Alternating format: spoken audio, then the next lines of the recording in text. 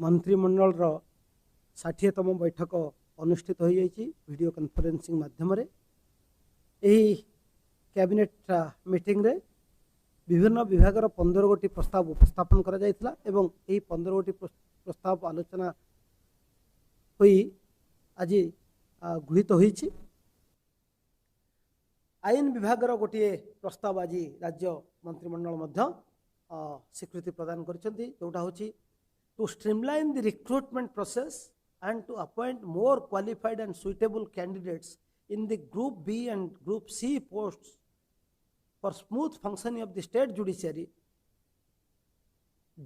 Odisha district and subordinate courts non-judicial staff services method of recruitment and condition of service rule 2008 को संशोधन करने को आज राज्य मंत्रिमंडल निष्पत्ति नहीं छन। प्रस्ताव थिला Odisha staff selection commission method of recruitment and condition of service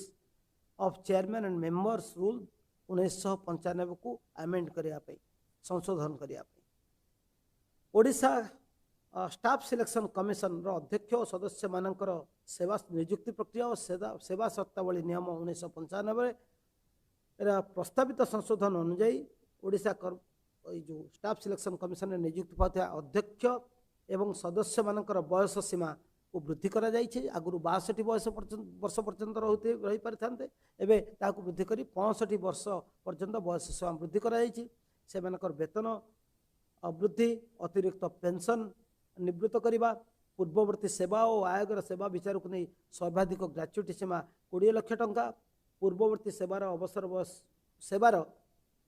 बयस पर्यंत जीपीएफ बा सीपीएफ रो सब्सक्रिप्शन और सर्वभारतीय सेवा अधिकारी परी एलटीसी व्यवस्था कराई। सब जो नूतन प्रस्ताव गुड़िक संशोधित ओडिशा कर्मचारी प्रवरण आयोग नियमावली 1995 संशोधन को आज राज्य मंत्रिमंडल अनुमोदन कर।